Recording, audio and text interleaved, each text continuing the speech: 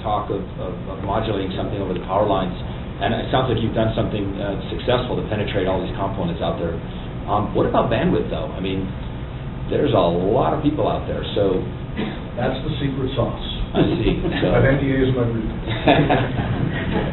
But you feel that you have, your studies have shown that you can handle this level of volume. Yes, I mean, let's set the expectations realistically. Are we targeting giving you high-def TV out of your outlet? No. We are looking at driving smart grid control applications. We're not looking to give you rich internet content. We're looking to drive industrial processes. Thank you. Jim? My name's Tim Enwall from Tendril, and the piece of the elephant that we touch is the sexiest piece. and whichever piece you want to find in your own mind, but the politicians call them voters, the regulators call them consumer advocates, the utilities call them ratepayers, and we call them, of course, consumers. So we deliver smart grid solutions to consumers in residences. And you can see there we enable consumers to save between 10 and 50% of their electricity bill while dramatically increasing the performance of the utilities' demand-side management programs. So, you've seen the same smart grid pictures from all of us that, that essentially stem from the generation assets all the way through to the consuming person or consuming devices. And really, we don't believe that the smart grid can exist without a collaboration between your energy producer and your energy consumer. The energy producers, as we've sort of heard and listened to, they have some fairly significant needs. They would like to increase their utilization, right? They would like to go from 50 or 40% utilization to 90 to 95% utilization. They would like to reduce their operating costs at peak because this is, Luke referred to this, none of us really understand the fact that it costs more to generate at peak, but even more, none of us really understand that it costs them, in some cases, 2,000% more to generate electricity at peak. So there's a whole need for peak load shifting and shaping. And in addition, society has asked them to create more energy efficiency. There are a lot of quid pro quos that are going on right now.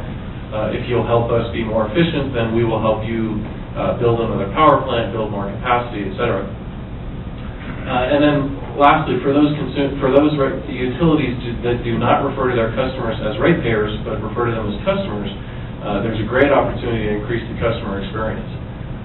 On the consumer side of the equation, it's about reducing costs, it's about reducing carbon footprint, and it's about competing with the Joneses. So Tendril does this by offering 3 different elements. You can see this in the top diagram. All the pieces in green are pieces that we bring to the table. We bring a complete solution. It consists of a platform in the middle that we refer to friendly as the brain that talks to all of the different tens of thousands of residences. There are electricity consuming devices in the home. Whether that is a smart outlet or a smart thermostat, or as Luke referred to earlier, smart appliances, smart circuit breakers, etc. And the third piece are the applications that you and I all use to manage our energy. Applications that allow us to be more energy efficient by giving us information. Applications that enable automated control. Applications that will enable us to look at different pricing programs and see what kind of impact our particular consumption patterns would have on our bills. And those applications are delivered on 4 different screens. The television, the personal computer, the mobile phone, and a screen in your house that's always available on the kitchen counter. So Tendril does that all as a solution. It's a full package. You can see that we can talk to the house over existing digital communication networks or new digital communication networks like those that John talked about, like those that General Electric is deploying with their partners to utilities, and like most utilities are looking at putting in. these days. If you want to just go ahead one more. For the utility, there's a variety of products. Again, some applications for the utility user to enable their demand-side management and pricing applications, and a bunch of services to enable their contact with the consumer, marketing services, installation, support services. For the consumer, if you want to click one more, that's, again, a variety of devices in the home and user interfaces that are delivered on the web and the mobile phone, and some communications equipment. So that's what Tendril does, and again, we touch the elephant, as I described, I think, in the most sort of, at least in common cocktail conversation, the most attractive place. Perhaps not the most vital, but certainly the most attractive.